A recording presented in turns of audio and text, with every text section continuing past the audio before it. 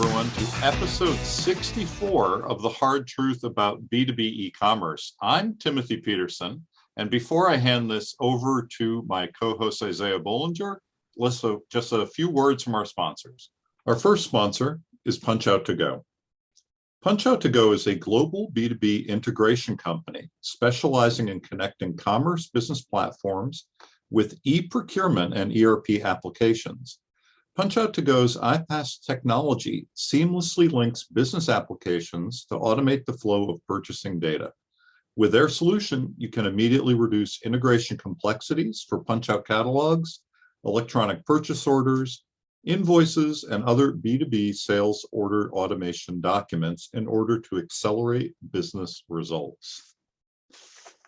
Balance is our other sponsor. Balance is a B2B e-commerce payment solution that works well for you and your buyers. It offers a seamless one-click checkout for almost any payment method, including ACH, wire, checks, cards, even terms. It's used by leaders in B2B e-commerce, and it's as easy as buying a shirt from Amazon. Check them out at getbalance.com, book a session, and tell them what your needs are. They are the first dedicated payment platform for B2B e-commerce, 100% tailored to your needs. Thanks again to our sponsor, Balance.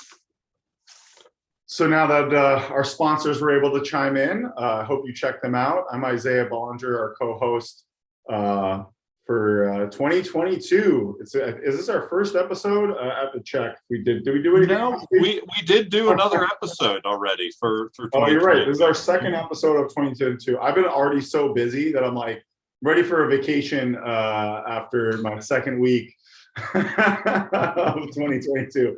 But we couldn't be more lucky to have the perfect guest to start 2022, Mark Brohan from 360 Digital Commerce, or Digital Commerce 360. Digital Commerce.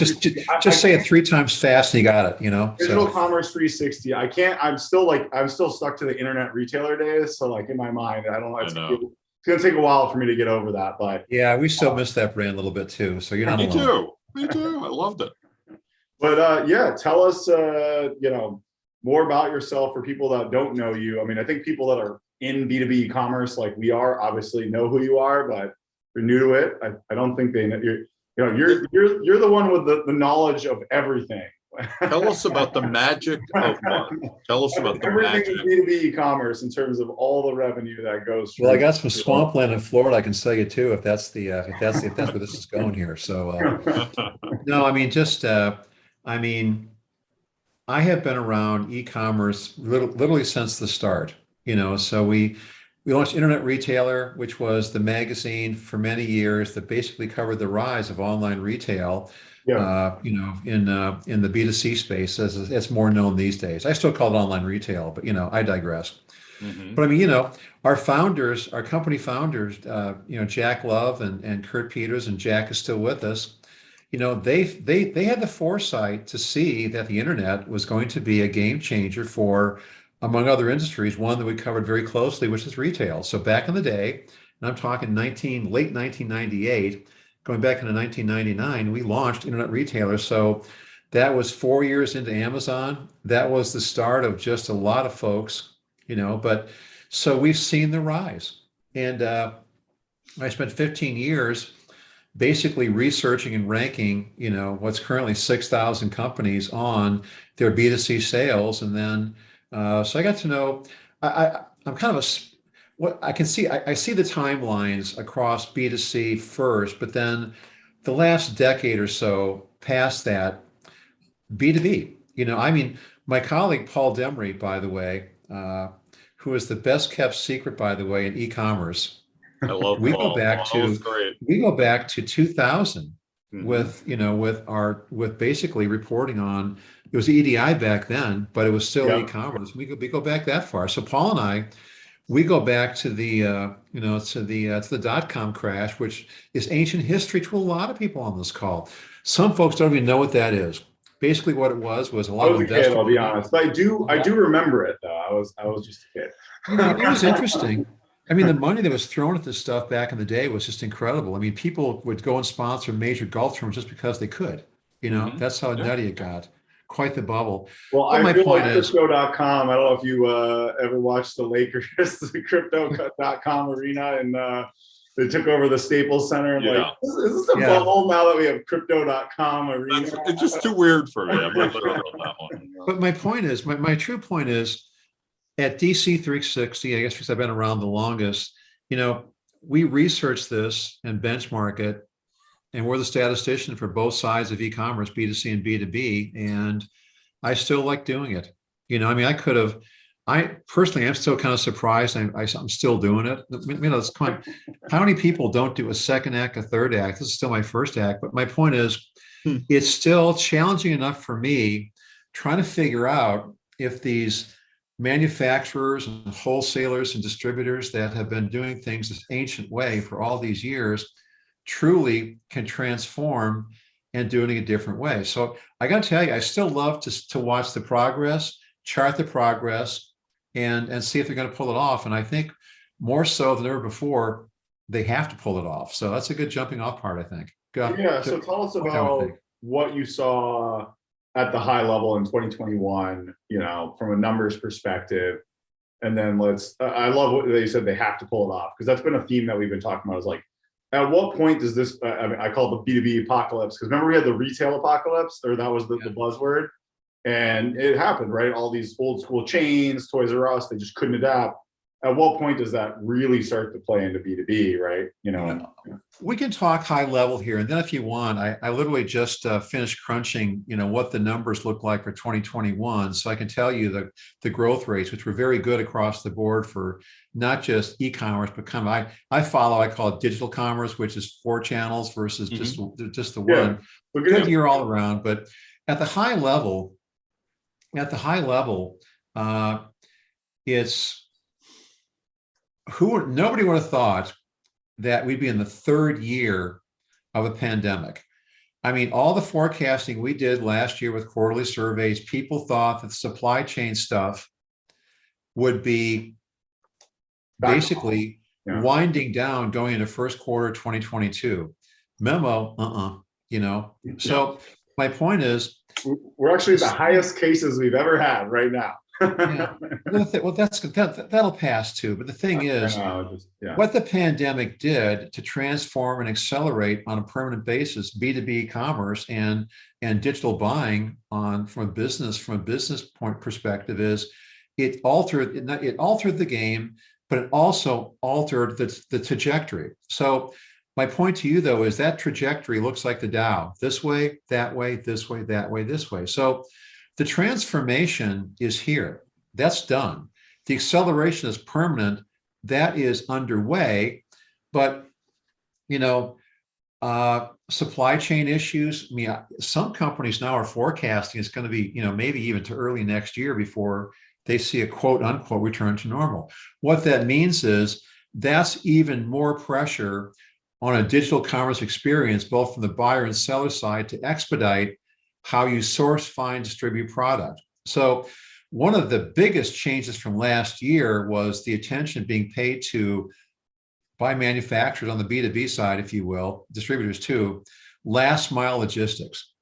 The retailer guys know this because they've been doing it for years. It's what they do. The B2B guys, suddenly, where's my stuff? You said 5 months ago my stuff was going to be in. Where are my wood pallets? Where's my shelving? Where's my chemicals? Where's my key ingredient for this?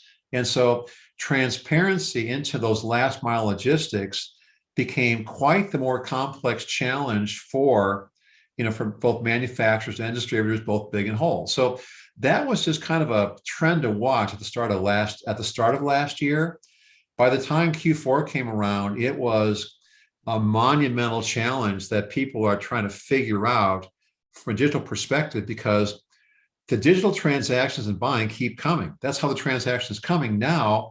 How do you give that buyer, that business buyer, visibility and transparency into where stuff is, especially if it's custom, complex, bid specs, all the complexity of B2B above. So my point is, the more things change, the more things stay the same, but the more the acceleration process is bringing along new challenges that digital technology and strategy have to incorporate, solve, and move on from there. So are folks doing it right? You bet.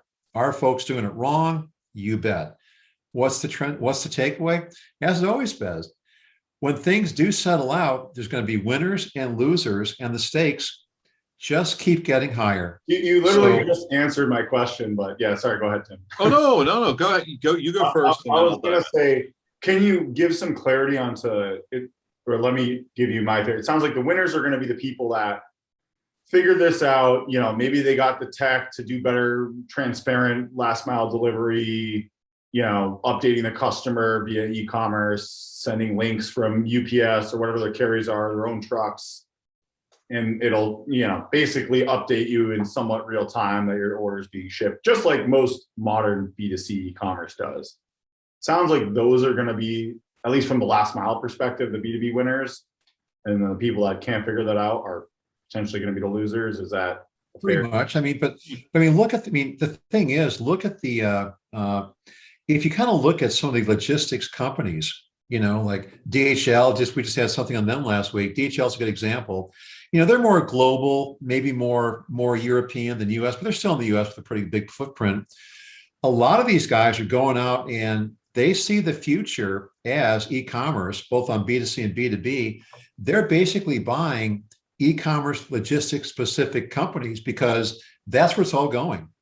Mm-hmm. And maybe they didn't have that expertise or couldn't develop fast enough, even though there are these mega gazillion-dollar corporations. So out comes the checkbook, go buy somebody.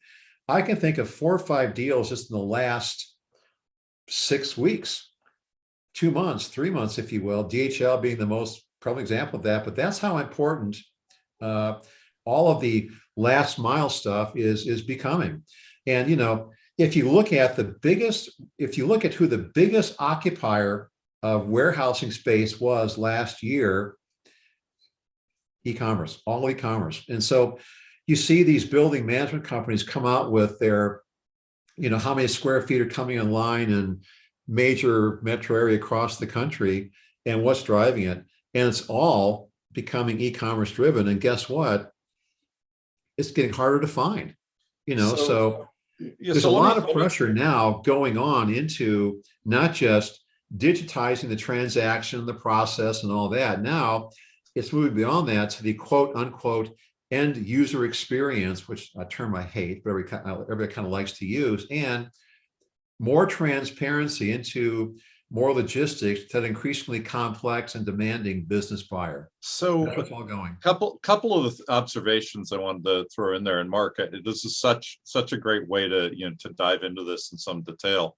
So I've been talking to people who are in, you know, in real estate, you know, for retail, people who are in construction for, you know, warehousing, and you know, all of these things are kind of merging and changing in ways that are very interesting. And also, I think a lot of it is so positive, the moves that are being made quickly. So, for example, I do know some people at Simon Property Group, one of the largest small companies in the country. You know, they have a lot of open space. There's no surprise there because malls have been transforming. Well, what are they doing to these old Sears or JCPenney or other former anchor locations? They're turning them into, you know, last mile, you know, centers. You know, let's really be clear about what they are for B2B or B2C, right? Not just B2C, right? And so, for example, there's one of these malls here on Long Island, New York, where I live, that's near the second largest industrial park in the country. There are tens of thousands of workers, hundreds of manufacturers who are in that industrial park.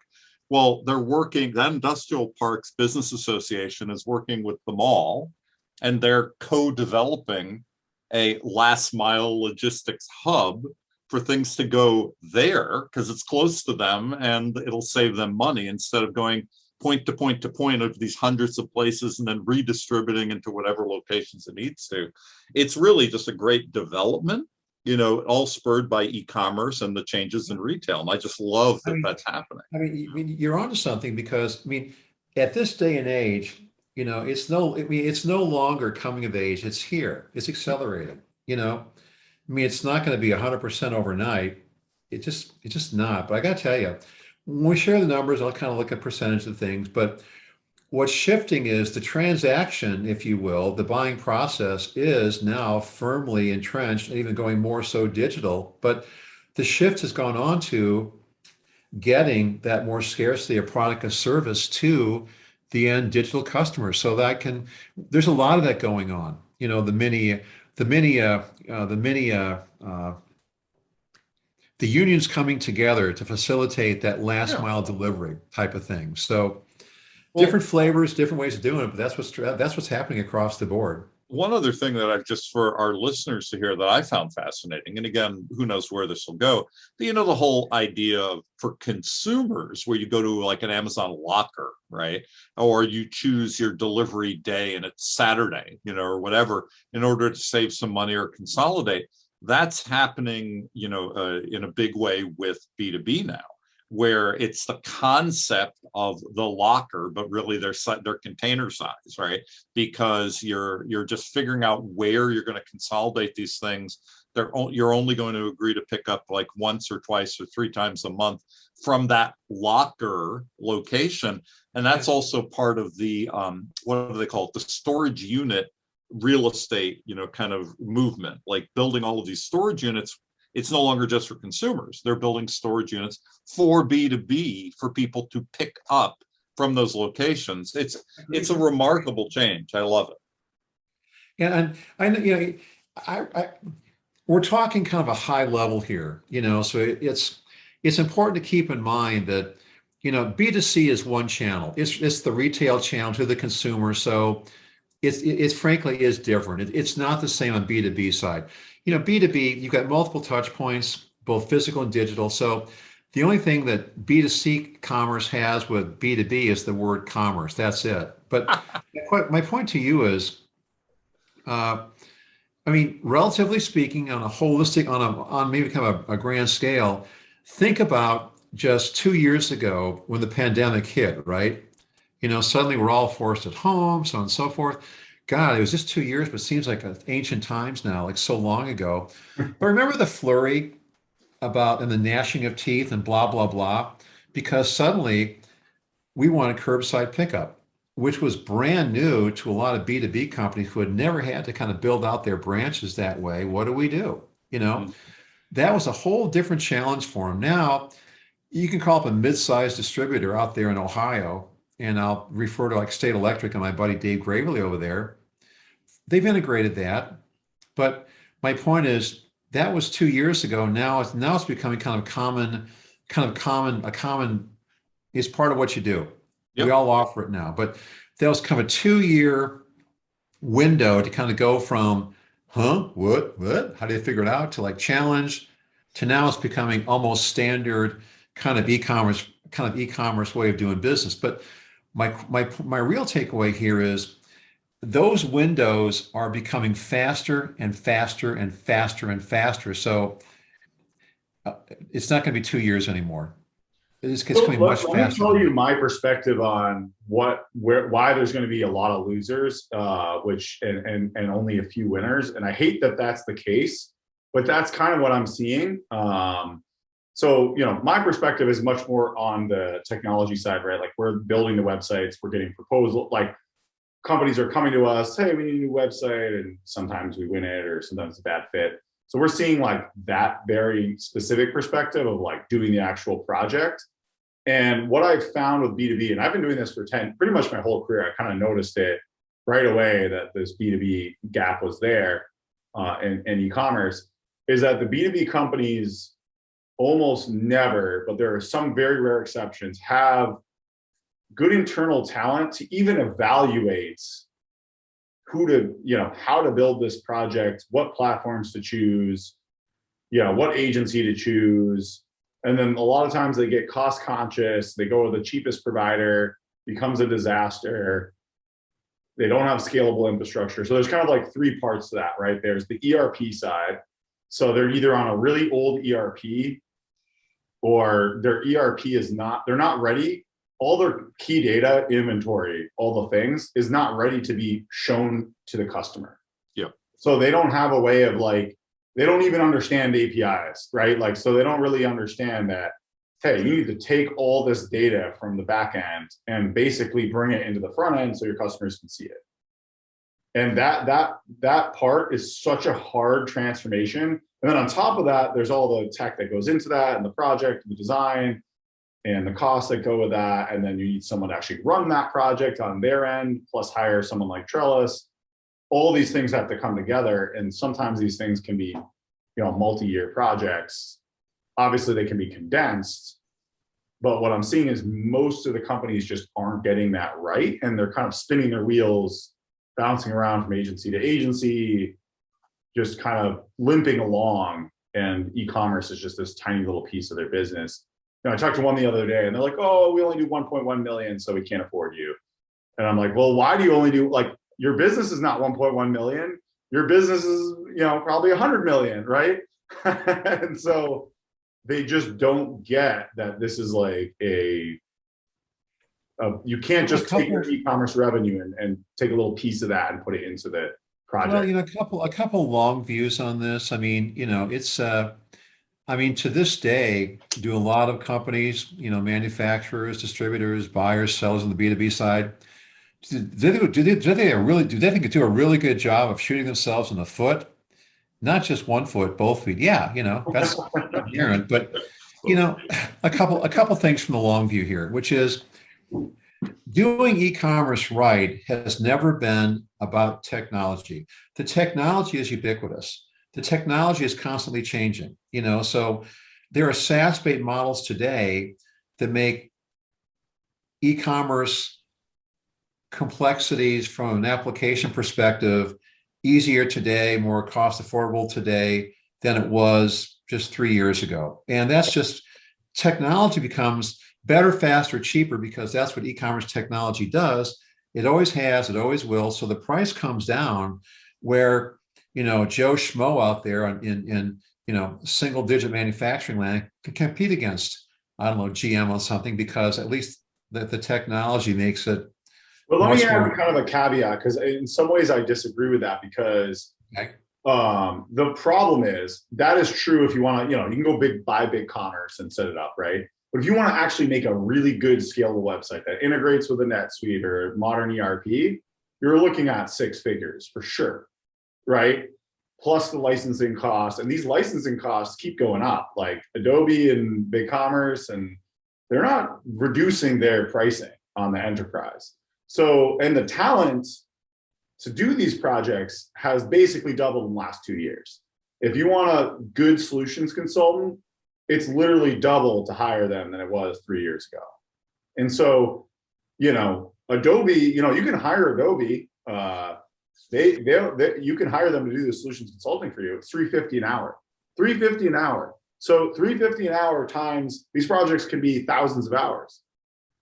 So the problem is that the tech is in theory more ubiquitous and cheaper, but the talent to do the tech is more expensive than ever, because it's all getting sucked up by the software companies that have unlimited money to poach people from Trellis and anywhere, Let's have some fun. Guess what?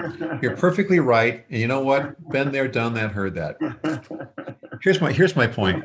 I agree. You bet. Everything you just described, I hear about as well. It's a big deal. But my point is, the thing about the long version for this stuff is necessity becomes the mother of invention. And here's my point. Where a lot of B2B companies still get it wrong, once again, not the technology, it's the strategy to embrace the technology.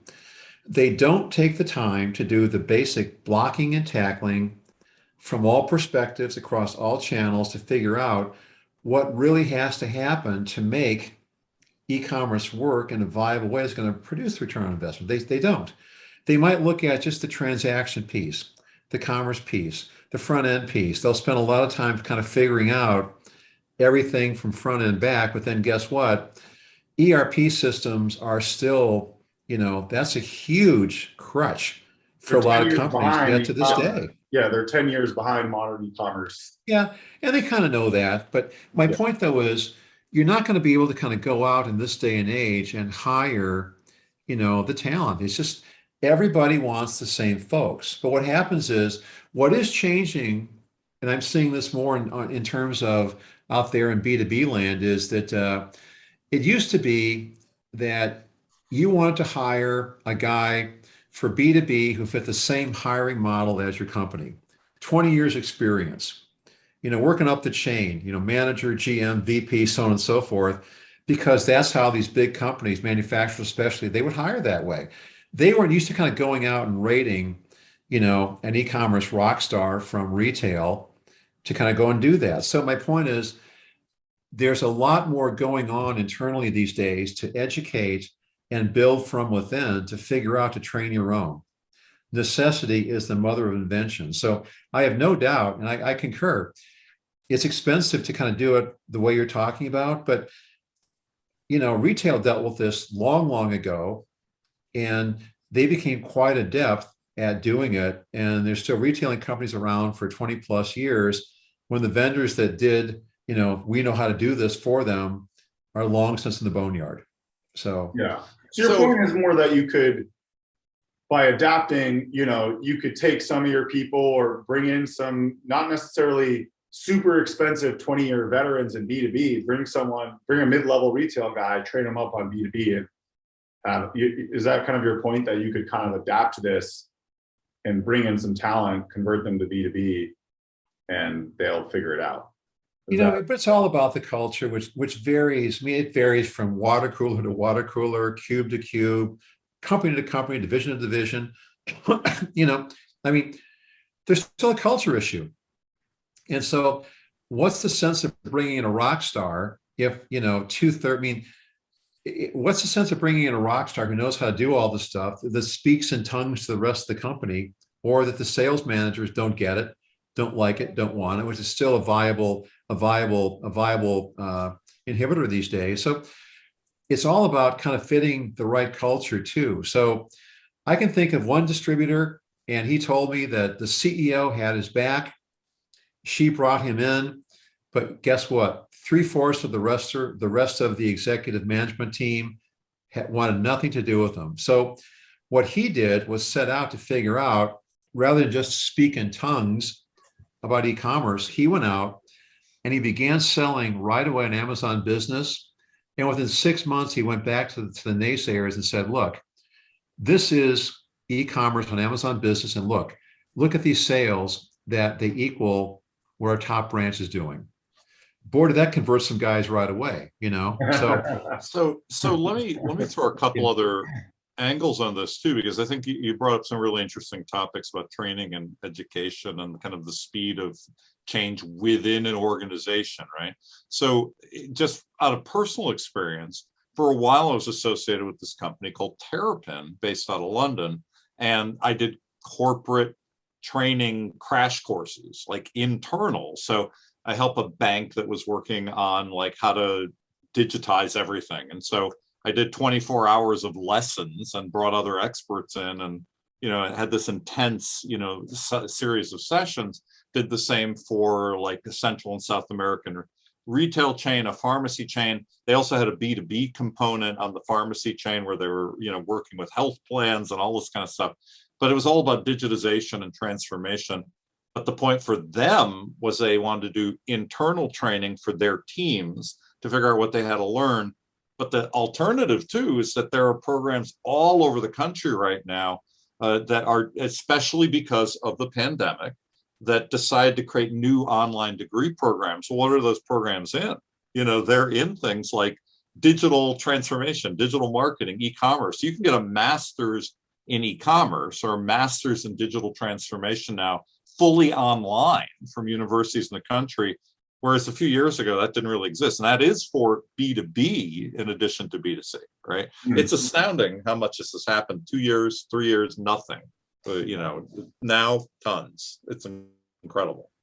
What's interesting here is that, still, the more things change, the more things stay the same until they don't. I'm going to give you a key example here. To a lot of people, things like artificial intelligence and machine learning and deep data and analytics, that's Star Wars stuff. That's for people that have nothing to do with me. Well, I was talking to a guy who gave the clearest view of where AI is heading out in B2B commerce I think I've ever heard, which is that he was talking about, this is going to show up in kind of product recommendation, product capability kind of first and foremost in supply chain first, but that's kind of the second wave of where this AI stuff is going. It's getting its way down. It's becoming affordable. It's becoming part of the mix. But then this guy was talking about the two major roadblocks for why it's going to become, or why it's like not more mainstream, because the technology itself is there. And now they're kind of seeing the business cases for where it can be applied, first generation on the B2B commerce side. Two things. You've got entrenched analytics teams. You've got entrenched marketers that they're used to a whole nother way of measuring customer experience. And they don't think that AI jives with how they've done things traditionally. Fascinating part one. So that's their world. Yeah. That's their career. That's their bailiwick. That's their fiefdom. Sound familiar? Mm-hmm. Yeah. Mm-hmm. So once again, the more things change, the more things stay the same. But then again, too, this guy was talking about the other problem there. A lot of ERP systems are not ready for the refined data points that can come into to show the better way of doing things. So once again, more things change, more things stay the same. But what changes that? One of the biggest things that we haven't talked about yet, and I want to go and do this, which is the factory floor is going to change fundamentally, right? I mean, look at the car companies, right? They're all kind of rushing, except for diesel.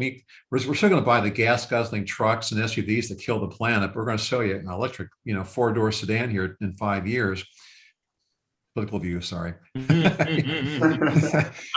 My point is, I'm a big Elon Musk fan, by the way. Like I watch it. I've been watching a lot of his videos lately, and it's pretty interesting. My point is, it's not Star Wars now. E-commerce is going so far up. The production line is going to be incredible because smart talking machines are just going to automatically replenish e-commerce orders from the factory floor because they're programmed that way. So it takes the procurement manager out of the process and puts the engineer right in the process. And I got to tell you, e-commerce is going so far up now, the engineering process. It's really interesting what some of these guys are doing, designing all this, jet airplanes, jet engines, just to name a few. So all of that is becoming mainstream digital technology that's commerce driven into the actual factory floor. So when GM does something, is that going to change how auto suppliers do things? You bet. And that's happening now. It'll become much more mainstream in kind of the years ahead. We haven't written a whole lot about it, but I'm anxious to. Well, I want to just point out one thing on this, and I'll throw it back to you, Isaiah. Sure. I'm amazed in the last, again, I'll just say last 3 years, right before COVID and through this time, how much more automation and robotics and all this stuff has been implemented. I was talking to somebody, I don't think I'm at liberty to say which warehouse, and warehousing and fulfillment company. However, they spent a lot of the time when people were out just figuring out how to, automate more, how to get their, more robots in the building, even to clean, for example. Like when I go to my local Stop and Shop or Target, there are robots roaming around the store every day, just looking for spots on the floor to clean up, notifying when shelves are empty and sending messages back. And that's even, 10 times more so now in, warehousing environments for B2B. It's really incredible how that's just been like, I don't know, a 3-year or so window. Yeah, I remember seeing the first robot in Stop and Shop, and I was like, what the hell is that thing doing? It's just, I guess it must be scanning for inventory because it just kind of roams around. And it's two things. I know this for a fact. Once it scans shelves for inventory and reports back. It scans the barcode to say what's happening on the shelves and reports to people. And the second thing is it does look for spills or obstructions as a safety thing to say there's something on the floor, clean it up immediately. It's just so funny. Yeah, I think that started around COVID. Yeah. Yeah. Remember Kiva? You know, Yes, they were like this. They were this hot. They were just like this red hot, they were. robot on the fact on the distributor floor thing, Mhm. and they're eating up retail. Then guess who bought them because they wanted them? Amazon. Yeah. Amazon. So Yeah. my friend Oh, actually worked there, and he got bought into, they bring him into Amazon, and then you become a part of Amazon or whatever for a while. What's funny because now these billion-dollar deals are kind of like soup du jour. But I got to tell you, when they bought Kiva, it was a billion. I think it was a billion, around a billion, or a little plus. yeah. But that was a big deal back then, right? Yeah. So if you can't build it, go buy it. Yeah. And So that's happening for sure.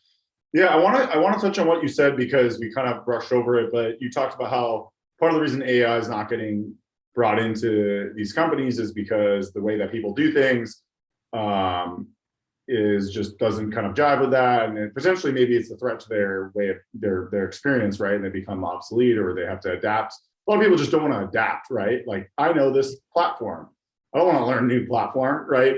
And I've seen that a lot. But what's interesting to me about B2B marketing that I think even the biggest, fairly sophisticated, maybe not every software company, but many large, sophisticated marketing software companies or marketing teams in software companies are getting wrong. And if you listen to a guy named Chris Walker talks about it, is that most B2B is via what he calls dark web, which is like, I talk to you, you refer me to someone else. These digital interactions that are run by social media and all these digital touch points. I see the company on social media, all these different things, and then eventually I reach out to them.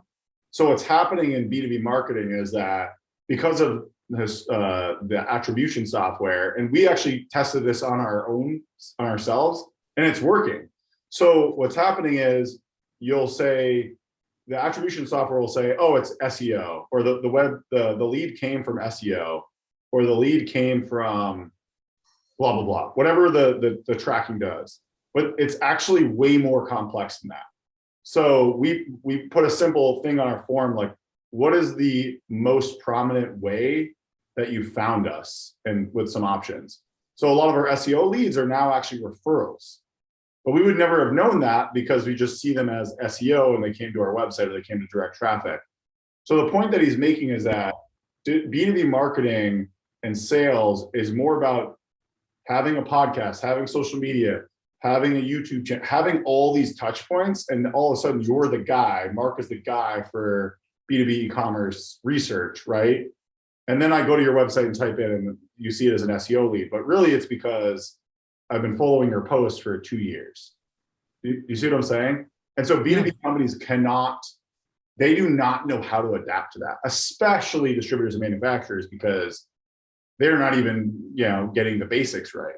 Well, I'm gonna respond to something before we hand this to Mark, because I was having this conversation actually with Dan Crowther and among others about this, and it's really, I'm not a fan of the term dark web because it's been used for hackers and cybersecurity for years, so that's a tough term. Yeah, but yeah, aside from that, it's really like this whole idea of community and cohorts and using attribution in sort of a weighted way.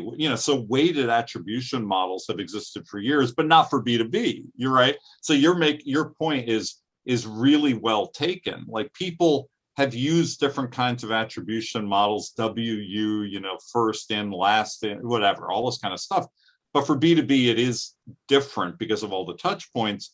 And so much of the best analysis I've seen, or the best attribution I've seen, is really community-based, where you're looking at these cohorts and where is it all coming from? It's from what you just said. It's this distributed content and all these experiences and all of this other stuff that's happening that's driving people to the sale, to commerce. Yeah. And really it's an interesting moment, but people who don't have a talent or a way to approach that, it becomes incredibly complicated, or they just miss the boat.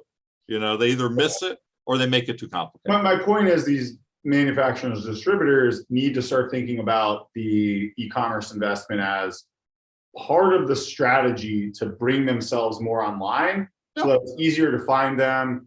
there's more touch points online. You're searching, you find a product, but maybe you don't buy that product today, but you searched, you found it, and then you go on social media and you see a post from someone that works there, and you remember that you were going to buy that product, and you go back and buy that product a year later. Like that's, you see what I'm saying? A couple of points to keep in mind here, because we've actually kind of reached out, and I think we're doing it again with one of our surveys here, which is when you think of who the B2B buyer is, it's not just one he or she, it's a they. Yeah. It's basically, it's minimum 2.5 people, sometimes 4 to 5 team buy. So it's not just the procurement director, it's the procurement director or the supply chain manager's team that does that. And guess what? They may take as long as 30 to 60 days evaluating an e-commerce site to see if they have it, if they do have it, when can they get it? Will it fit my specifications? Do they have the tools to do all that? So my point is, they'll take a lot of time across a lot of people to research and find where the product is. Then they'll go and pull the trigger. If they don't like you,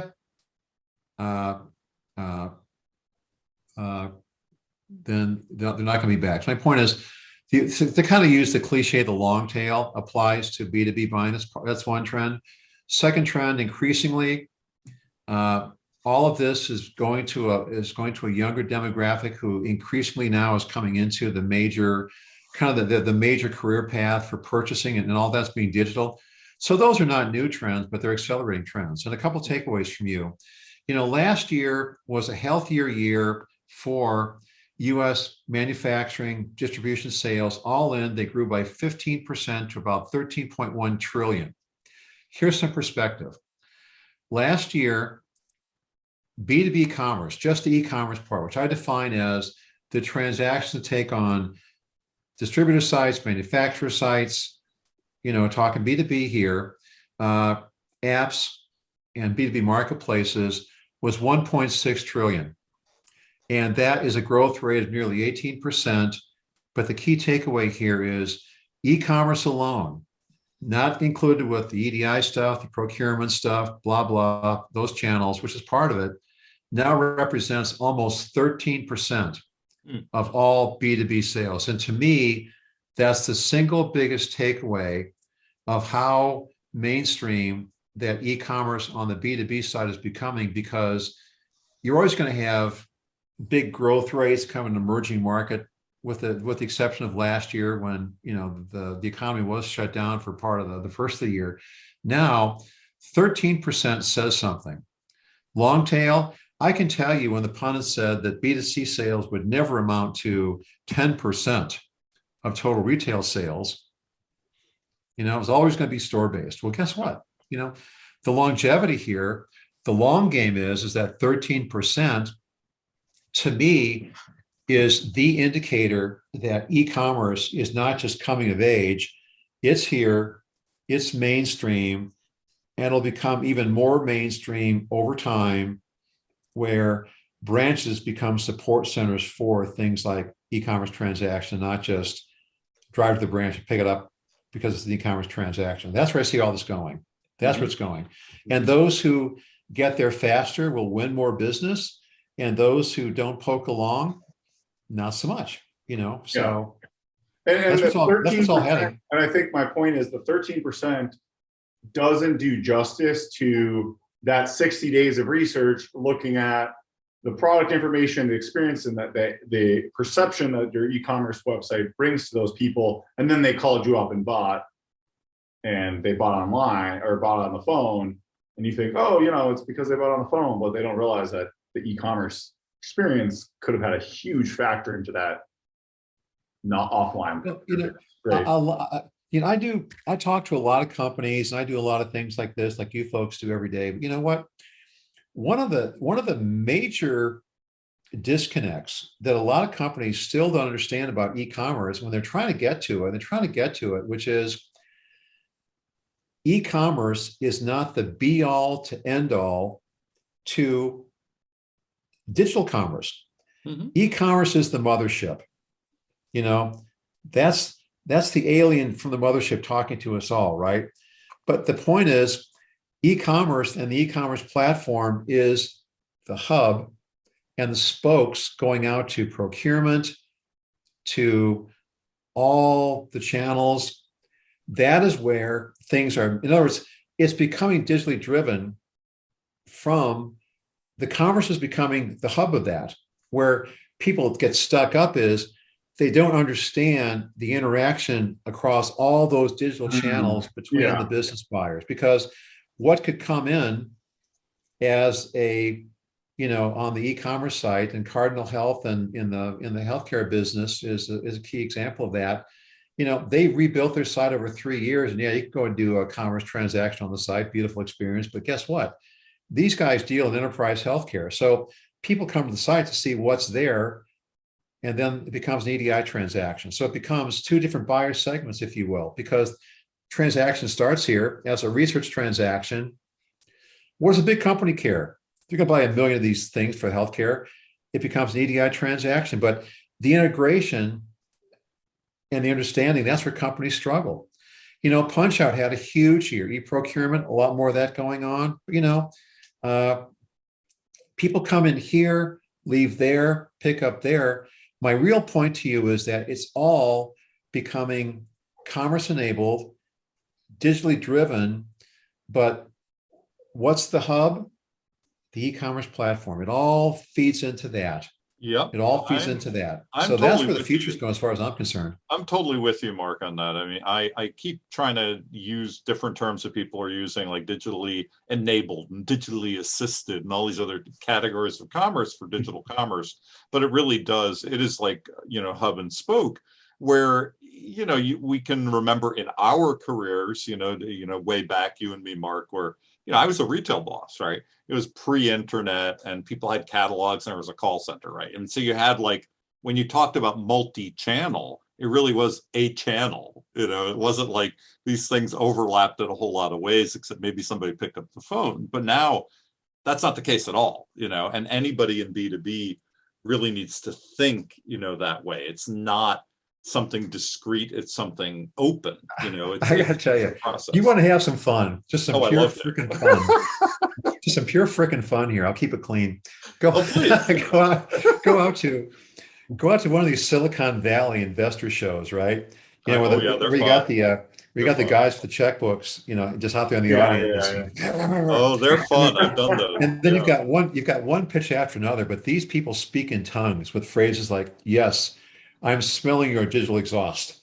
Yeah.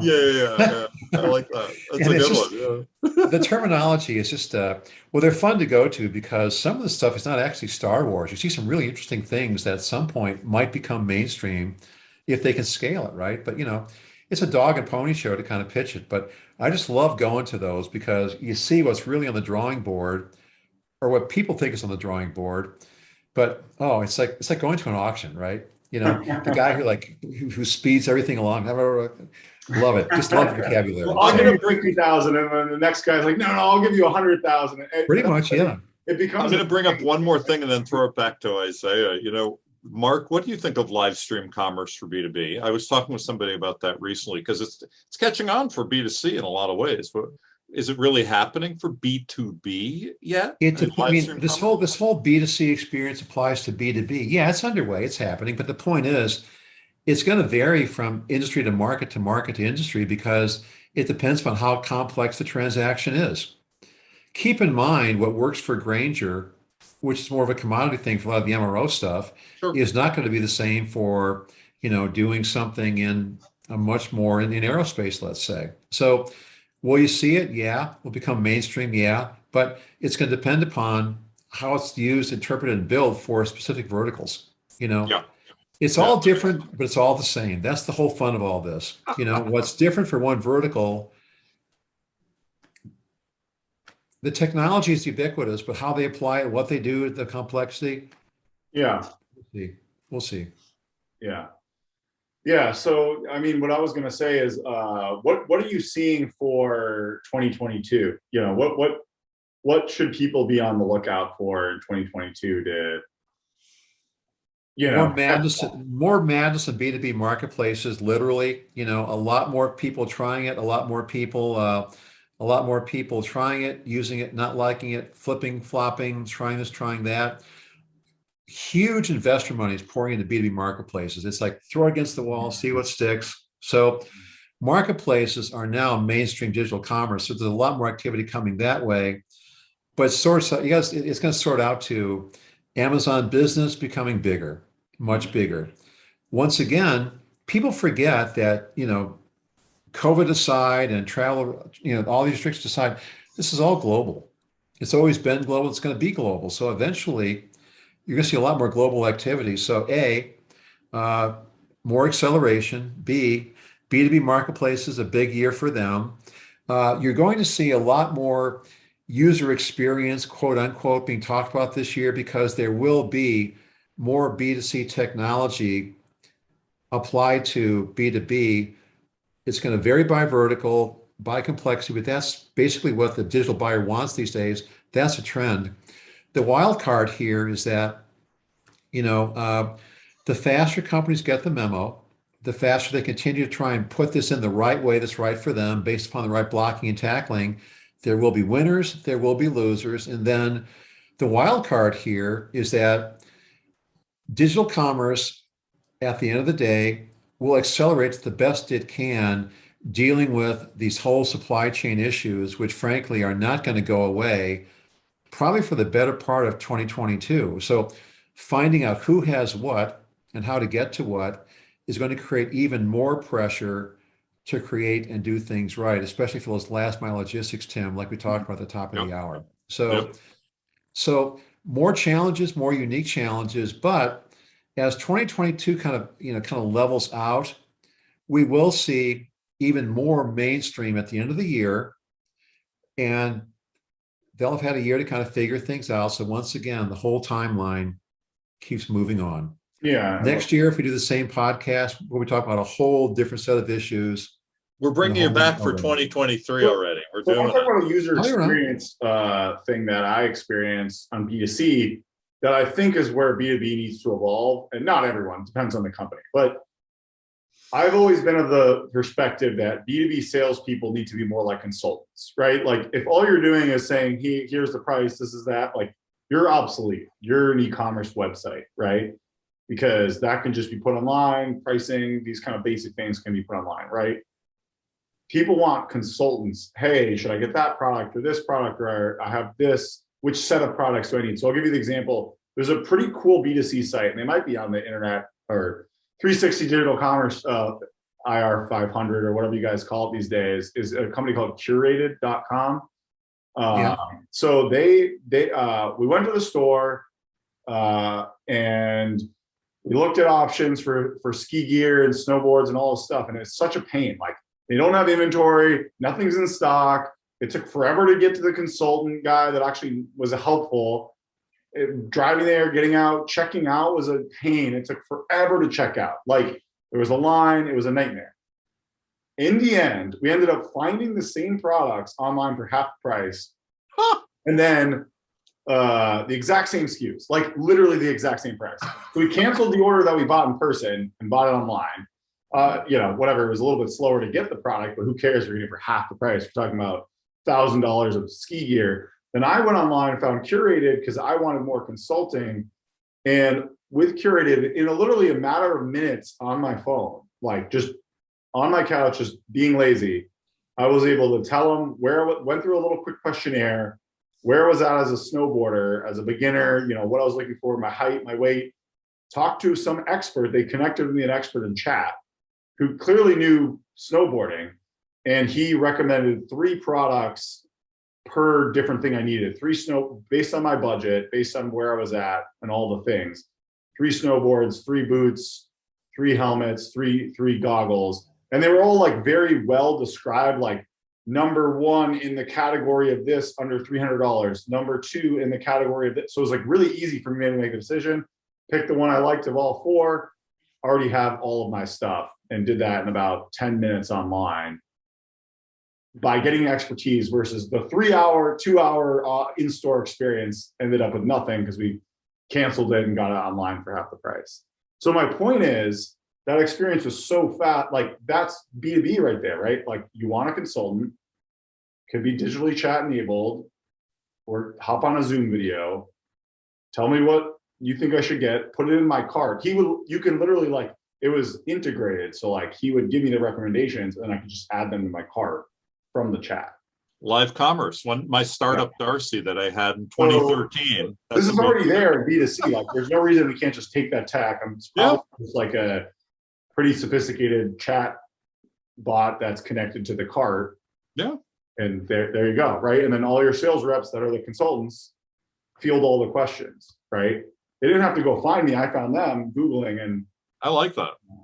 I like it. Well, I mean, I think because you're dead on with that, because it's already Back to the Future, right? It's like one of the old cliches. Well, I can't get Salesforce buy-in. You know what? I mean, even that is changing mightily these days, because what's happening is, I mean, the pandemic changed all that, right? You can't sell the old-fashioned way. Your company is accelerating the commerce initiative. So what's happening is a lot more companies are wising up, and what they're doing is they're doing exactly that. They're putting in place, the tools to kind of make these guys more consultants and less like, bureaucrats feeding in, I'll type your order in, just give it to me kind of thing.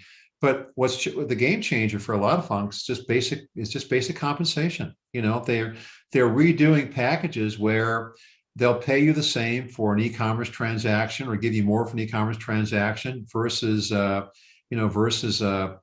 traditional way of doing it.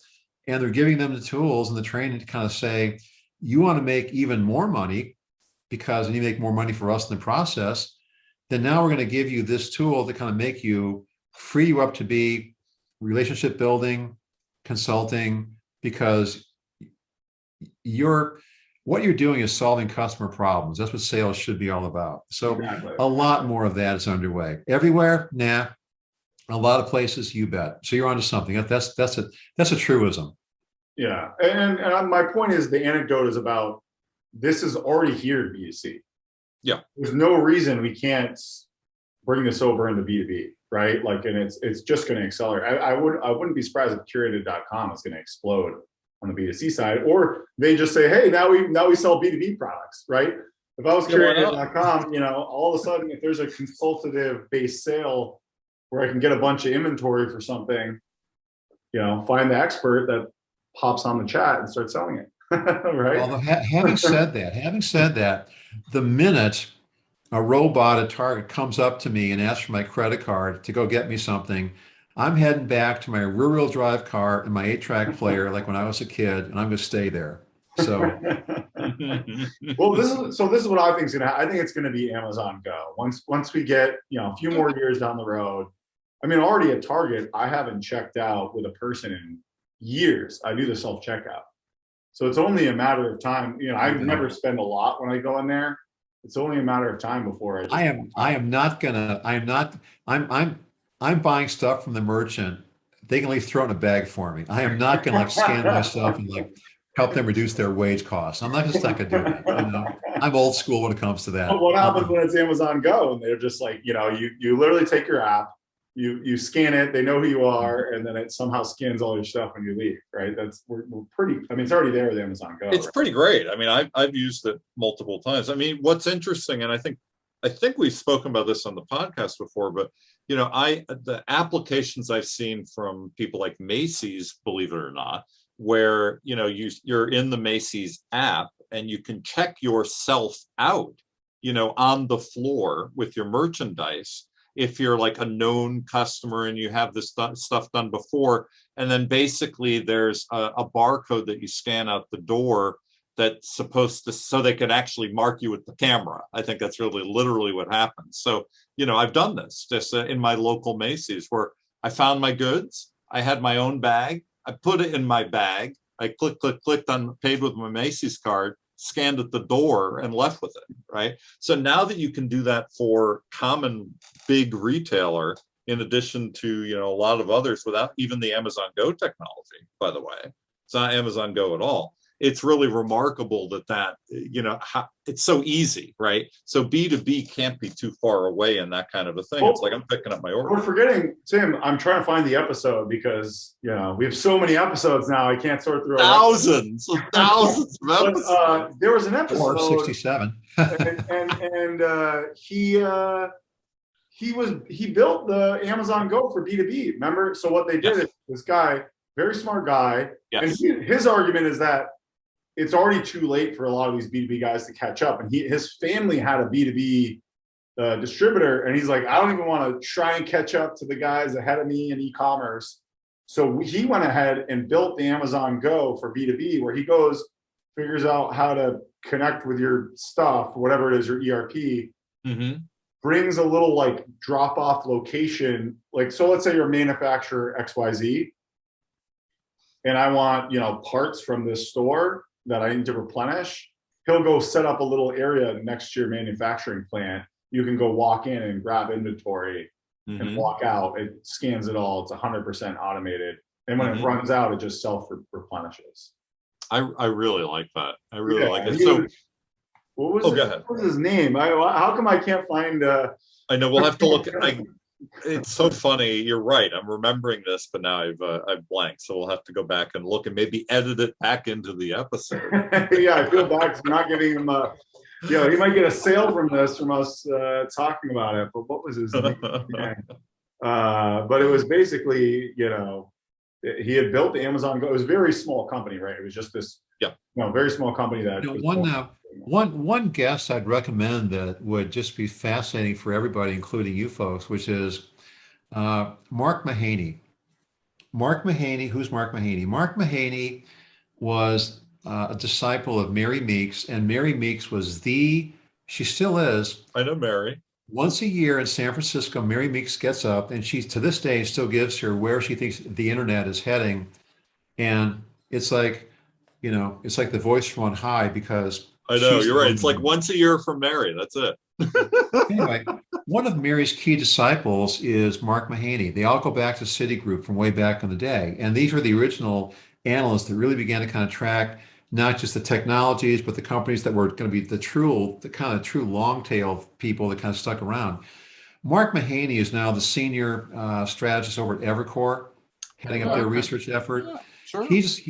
He just has a brand new book out. It's called Nothing But Net. My point is, Mark would give you and your listeners a really interesting take on Wall Street and what they see in terms of investor dollars coming in, but more importantly, where he sees the evolution of all this coming. Because like Mary Meeks, he's one of the analysts who's been around for the long haul and has a pretty good view of the future.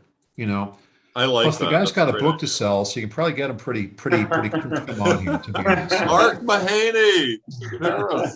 Well, I love that. Intro. No, we've had Mark on a couple of our things at DC 360. He's just I could listen to the guy all day long, because he's just a font of where things are going, where they've been, what Wall Street thinks. And by the way, Wall Street is now becoming a big player in all this. There is major money rolling into this stuff. These companies I've never heard of are having billion-dollar valuations. So is it the bubble all over again? I don't know.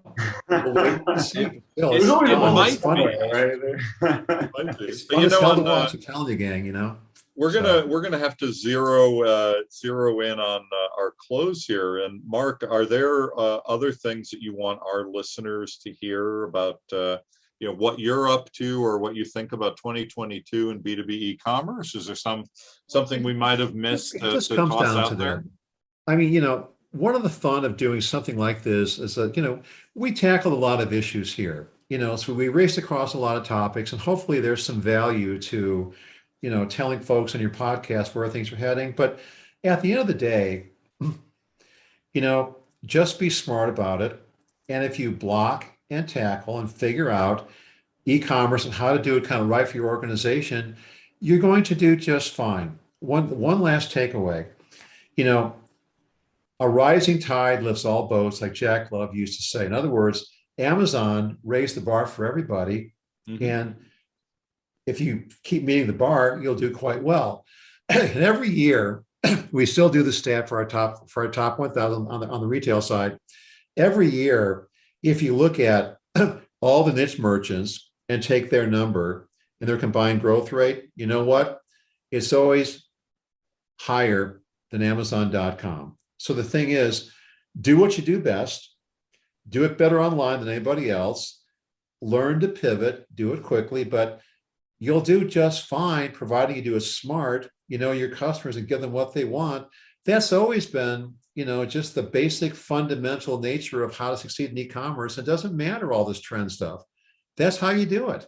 Yeah, I think to that point, doing it smart is that blocking and tackling and starting and kind of crawl, walk, run. I think where I've seen a lot of companies go wrong is they try and, walk or run when they only have the means to walk or crawl, right? And so start with the platform, get your product data online, maybe a basic integration going.